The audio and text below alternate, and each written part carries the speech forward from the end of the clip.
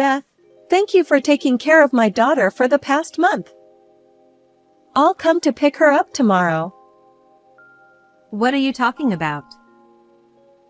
While Kathy, my sister-in-law who had been traveling for a whole month, was still at the airport, I could hear the announcements in the background on the other end of the phone. Unlike my calm response, she started to panic. Huh? No way! What are you talking about? She's there with you, right? I left Emily in your apartment's parking lot. Emily is her daughter, which means she's my niece. I haven't seen her. When did this supposedly happen? Don't play dumb. I sent you a message, so you must know. I didn't receive any messages. No way. That's impossible. Kathy, now in a panic, let out a high-pitched scream over the phone. What are you going to do about this? I left Emily with you. You have to take responsibility if something happens. After that, Kathy hung up and tried calling Emily's child's smartphone but couldn't get through, making her even more frantic. She called me back in a rush, shouting even more, so I suggested she go back home first. You know what? You're right. That's a good idea. She hung up and hurried back home, but what she found there was Steve, Emily, and me. Kathy mouthed wordlessly, seemingly wanting to ask why the three of us were together. Kathy, I've heard everything from these two. What? Hearing Steve's words, Kathy was taken aback and turned pale. My name is Beth. Until a few years ago, I worked in an office. At the age of 40, I decided to go independent and started working as a freelance illustrator. With my income increasing, I now live alone in an apartment. My work is mostly done from home, and I only go out occasionally for groceries or meetings with clients. I'm not married and don't have a boyfriend, but I'm still satisfied with my life. Friends sometimes ask if I get lonely, but I've never thought about it that way. I'm more fulfilled by my work, so I don't plan to look for a partner in the future. I do worry a little about my old age, but I think I'll deal with that when the time comes. In that sense, I sometimes surprise myself by how optimistic I am. Today, after finishing the deadline for one illustration, I took a short break at 3 p.m. and looked at the calendar. Then I suddenly realized that my brother's birthday was just around the corner. My brother, Steve, who is 5 years older than me, works as a salesman for a major publishing company and often goes on long business trips. As a result, he sometimes brings me souvenirs from his trips. Last month, he casually stopped by my place with some souvenir cookies, so I invited him in and made coffee, and we ate together. You don't need to bring me anything. You should buy more for Kathy and Emily. But I have to come to see you sometimes, too. I don't want you to collapse or something. Whether it's overprotective or just caring, that has always been one of my brother's good traits. Kathy and Emily are Steve's wife and daughter, respectively, making them my sister-in-law and niece. Although I never tell Steve, I find Kathy a bit hard to deal with. She's very cheerful, always stylish with her nails and trendy fashion, and gives off a very glamorous impression. There's nothing wrong with that, and I don't mind it much, but she always seems to look down on me for being single. Even during a family gathering at Christmas, when she found out I didn't have a partner or even a boyfriend, she laughed out loud. Hey, do you think you're so young and beautiful that you can put off marriage? Do you even know what a marriageable age is? I believe marriage and relationships are personal choices. I don't think everyone needs to have a partner. When I responded like that, Kathy laughed out loud again. I don't know if it was the alcohol or what, but she kept teasing me about the same thing, and I got tired of dealing with it. One of my conditions for choosing an apartment was to find a place far from my brother's house, as I was fed up with her. However, I got along well with my niece, Emily. Emily, who is turning 10 this year, apparently goes to school with a cute light blue backpack. I haven't seen it myself, but she told me about it when she visited my home once. Beth, you're so good at drawing. Emily, watching me work on my illustrations, was thrilled as she looked at the drawings on my computer screen. I wish I could draw too. Oh, do you want to try? Can I? Yes. I still have plenty of time before the deadline, so you can try a little. Emily sat in front of the computer and eagerly started drawing. What she drew on the screen was her light blue backpack. She also mentioned that it was heavy because she had to carry a tablet as well. In the summer, she had to carry a water bottle, making it even heavier. I was really impressed by how hardworking Emily was despite being so small. According to Emily, Kathy lives as a housewife, and when Steve is away on business trips, she spends her time as she pleases. For dinner and lunch on school holidays, they buy and eat meals from grocery stores or supermarkets. I always do the laundry, and sometimes Mom does it. Really? Yes. And on days when we have PE, she gets really angry if there's any mud on my shoes. Why? What does your mom do at home? She's always on her smartphone or watching TV. To avoid upsetting her mother, Emily stays in her room or goes to the park or library. Hearing this, I feel concerned about Kathy as a parent, but I hesitate to interfere as an outsider. There was another time when we had a family gathering, and I saw Kathy harshly scolding Emily, who is usually quiet. I think she spilled some tea, but it was something that could have been easily wiped up with a cloth, and I thought it was unnecessary to get so angry. Mom is scary. She gets mad no matter what I say, so I can't say anything. Her words as she left that day, when she had drawn the light blue backpack for me, stuck in my mind like a splinter. I remembered that it was a sunny weekend day when Kathy left Emily with me, saying she was going on a day trip with her friends. I never imagined that a few days later, I would receive a similar message on my smartphone.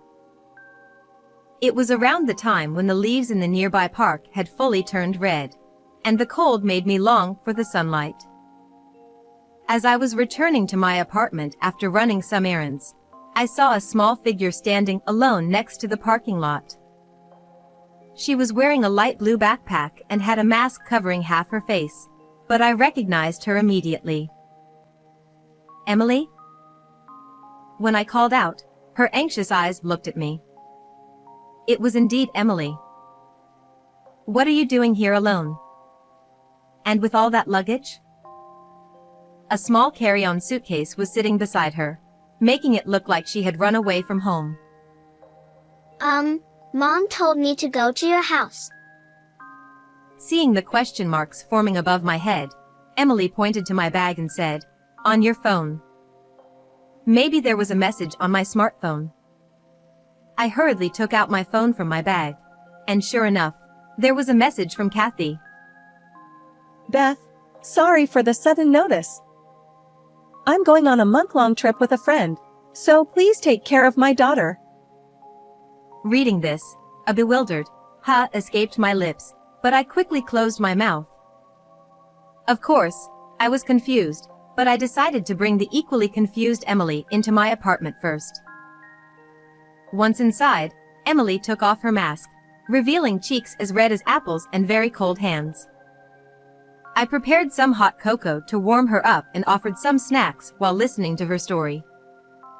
She had been spending time in her room drawing in her notebook when Kathy suddenly entered without knocking, handed her a carry-on suitcase, and said, Emily, get ready to go to Beth's house. I'm not going to be home for a month, so take your backpack too. Got it?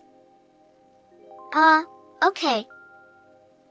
Emily hurriedly packed her notebook, pencil case, textbooks, tablet, and other things into her backpack. Meanwhile, Kathy was on the phone with someone, sounding very excited. Really? That's great. Hey, wait a minute. You're already drinking? That's too early. Her cheerful voice echoed through the house, sounding very different from her usual self. Emily covered her ears as she heard her mother's laughter from downstairs. After the call ended, Kathy returned to her usual voice, put Emily and her luggage into the car, and left her at that place. When Emily got out of the car, Kathy said, I'm leaving you with Beth for a month, so be good. And told her to wait there. Emily had been waiting for me under the cold sky. Thinking about how she could catch a cold, I felt a surge of anger. But does my brother, I mean, your father know about this? I don't think so. Mom doesn't seem to communicate with Dad much. She said while munching on chocolate cookies. Seeing crumbs on her cheeks, I thought it was cute, but also felt it was wrong not to inform my brother about the situation, so I decided to call him later.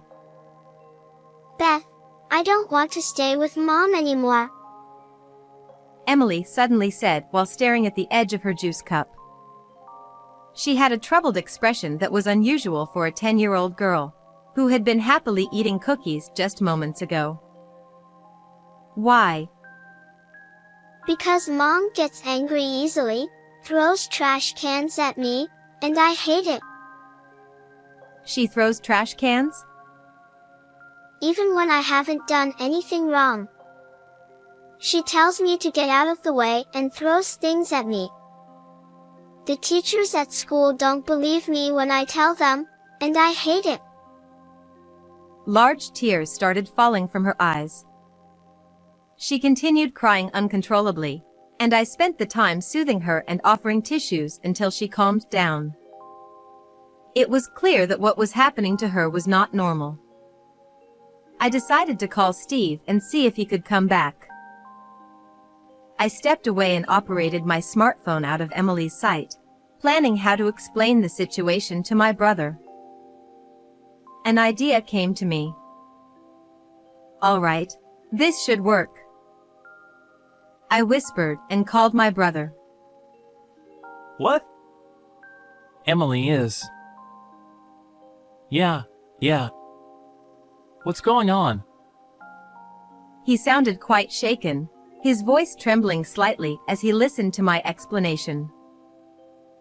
At first, he tried to dismiss it as a joke, but he eventually believed me and listened to the whole story. When I shared my plan, Steve agreed and said he would help by adjusting his work schedule and taking time off. Okay, please. I'll take care of Emily. I hung up the phone, deleted the message from Kathy, and returned to the living room, wondering if Emily had calmed down. I decided to treat her to something nice for dinner tonight, thinking about what to make as I took one step at a time back to her. Although Emily's school is a bit far from here, I explained the situation to the school, and they arranged for her to take the bus. This should make it easier for her to carry her heavy backpack with the tablet. I planned to bill Steve later for the bus pass, and I continued working from home as usual during the day. Emily wasn't enrolled in any after-school activities or programs, so she would come home after school and do her homework. Beth, can you check my homework? I was surprised, thinking that the teacher would normally do that, but Emily explained it wasn't the case. My classmates all have their moms check it. I did mine by myself. Realizing just how self-centered Kathy was, I picked up the red pen. After finishing grading her worksheets, it was time to prepare dinner. Whenever I went into the kitchen, Emily would follow me, eagerly indicating with her eyes that she wanted to help. Tonight we're making meatloaf. Could you start by peeling the onions? Sure. Emily quickly peeled the onions and followed my cooking instructions efficiently. I wondered where she had learned to cook but didn't have time to ask as we quickly finished making the meal. As these daily routines continued happily, a month passed in no time. Anticipating it was about time, I looked at the calendar, and sure enough, my smartphone rang with a call from Kathy. Beth, thank you for taking care of my daughter for this past month. I'll pick her up tomorrow. What are you talking about? I replied calmly. Having been on vacation for a month, Kathy was still at the airport, as I could hear announcements in the background. What do you mean? I left Emily at your apartment, so you must know where she is. I haven't seen her. When did you supposedly leave her here? Don't play dumb. I sent you a message, so you can't say you don't know. I didn't receive any messages. Are you sure you didn't leave her with someone else? That's impossible. I know I left her with you. Kathy, clearly panicking, started screaming on the phone. How could you do this? I left Emily with you. You better take responsibility if anything happens to her. I'm calling Emily now. She angrily hung up after shrieking and then called back again, still yelling. She had tried calling Emily's child phone but couldn't reach her, causing her to panic even more. Kathy, maybe you should go home and calm down. You're right. That's a good idea. I'm going home. As she was about to hang up, I overheard her arguing with another person, seemingly a man, but I couldn't make out the details. The room fell silent again, like the calm before a storm. Eventually, when Kathy returned home, she rushed down the hallway with loud, heavy footsteps. As she opened the door and entered the living room, her face, previously contorted in fury with hair disheveled like a demon, suddenly turned pale upon seeing Steve, Emily, and myself gathered there. Kathy seemed to want to say something, her mouth opening and closing in shock, but no words came out.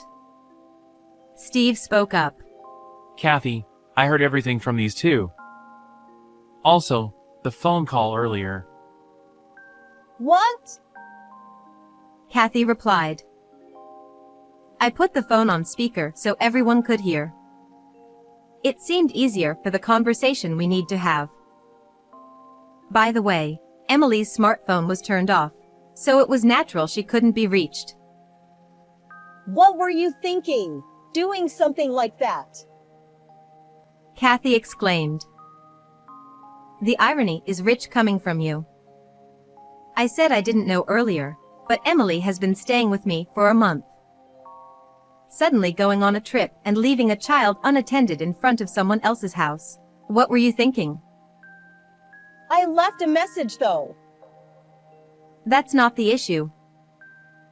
Steve then spoke calmly, choosing his words carefully. Both of you, calm down. Kathy, it's true you went on a trip leaving Emily behind. Your appearance and luggage suggest you just got back. Kathy was wrapped in a warm coat, dressed neatly as if for going out. Her suitcase was bursting with items, likely souvenirs and clothes she had bought. It's true I went on a trip, but I'm a housewife too, you know? I needed a break. Doing laundry and cooking every day, it's repetitive and stressful. Can't you understand? Let me go out with my friends. Are these friends the same ones in these emails? I handed over several printed sheets. They contained email exchanges between Kathy and what appeared to be her affair partner, discussing plans like trips and outings, not just recently but since early last spring. On the day I took care of Emily, Kathy had gone cherry blossom viewing with this person. Her day trip with her friends was a blatant lie. Kathy covered her mouth as if to say oops. Actually, a few hours before Kathy arrived, I had checked the computer she uses, at Emily's request, and found this evidence in her email inbox. Emily had noticed her mother frequently staring at her smartphone, exchanging messages. But at some point, she began suspecting the other person might not be her father. Her suspicion turned into certainty when she saw a message on her mom's phone while she was asleep in the living room. It was from a man whose name she didn't know. She had heard the occasional voice on the phone, but it wasn't her father's. I had heard about her mother's affair half a year ago. Until a month ago, I had been half skeptical when Kathy suddenly said she was going on a trip, but after checking the computer just now, I realized Emily's intuition was correct. Looking at Steve, he was quietly but visibly shaking his shoulders. What have you done? I trusted you. You left Emily with Beth, claiming you went on a vacation. With clenched fists trembling, Steve confronted Kathy. No! You are misunderstanding! I was forced to go on that trip because of him. Forced? Is that why you left this house for a month? Come up with a better excuse. I was being threatened. Believe me. Emily, you believe me, don't you? Suddenly put on the spot, Emily responded calmly and steadily. Mom, you were on the phone before you left, and you seemed really happy. Plus, you made me do all the cooking and cleaning, while you just laze around and sleep. Emily glared at Kathy, her lips pursed in defiance. You told me to go to bed early, but you went out late at night and came back in the morning, then slept on the floor. You were being totally hypocritical. Steve, hearing this, pressed further. Going out at night? Does that mean you were out partying? No way! Emily, stop talking! I quickly showed Steve a photo on my smartphone. It was a picture of Kathy, dressed flamboyantly, leaving late at night. This was taken a few months ago. Emily contacted me, and I happened to be nearby and took this photo. I was shocked too. Where were you going at that hour, Kathy? Oh no. Seeing the photo, Kathy realized she couldn't talk her way out of this and collapsed to the floor. I can't believe this. I can't leave Emily with you anymore. Let's get divorced. I'll demand alimony. From now on, you can enjoy your life with that other guy. Steve turned his back on Kathy, his shoulders slumped. Why? Divorce? You can't be serious. Don't you think it's pitiful for Emily not to have a mother? What about Emily? Hey, help me, Emily! No. Absolutely not. I'd rather have Beth than a mom like you. It felt embarrassing to see her begging her own child. While I took care of Emily, I tried to spend as much time with her as possible, talking about school, hobbies, and her future. Of course, cooking together was one of those things. Don't worry, Kathy. I'll make Emily happy. With a smile, I said, and Kathy slumped, saying nothing more. Half a year later, their divorce was finalized, and Steve gained custody. Kathy, dragged by her parents, returned to her hometown. By the way, the man she had an affair with online disappeared as soon as he found out about Kathy's divorce, and they couldn't communicate anymore. When she realized she had been played, it was too late. All that remained for Kathy was paying a hefty settlement and child support. Her savings alone weren't enough, so she had to rely on her parents for more than half of it. However, this led to stricter monitoring by her parents, and she couldn't go out late at night anymore. Moreover, rumors spread throughout the neighborhood that she had divorced without taking her own daughter, so she rarely went out of the house during the day. Still, she couldn't avoid working forever, so someday she would have to re-enter society, but neither Steve, Emily, nor I knew what would happen after that. Steve decided to rent out their old house and move to another floor in the apartment where I live now. He plans to use the rent for mortgage repayments and savings for Emily. I started visiting them almost every day. Steve couldn't be near Emily due to frequent business trips and neglecting his family. He reflected on concentrating too much on work and decided to change jobs. It must have been tough to switch careers in his 40s, but his sales performance was outstanding, and his communication skills were high. It wasn't surprising he received job offers from 2 or 3 companies and started working at one of them. I didn't know Steve's abilities that well, and I was surprised, but he had always preferred field sales at his previous company and gently declined promotion talks. I didn't find it interesting to stay on the same floor of the same company all the time. For that reason? But the new job is fully remote, right? That's right, but I think it's interesting to talk to various people. And above all, being with Emily is the best. Emily still carries a light blue backpack and goes to school. Moving changed her school district, and Emily had to transfer schools. She must have been sad to say goodbye to her close friends and teachers, but surprisingly, she seemed calm and even enjoyed her new school life. Emily, are you used to your new school? While cooking dinner together, I asked, and Emily chuckled softly. Yeah. I made a friend in the next class. Already? That was fast. Emily nodded shyly. Yeah, I'm going to her house next time to make meatloaf. That sounds fun. Yeah.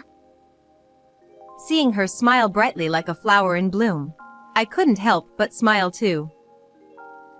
Her dream for the future is to open a restaurant. Even though she's only 10, I think it's great that she already has such a solid dream. Emily told me the reason. That friend is like me.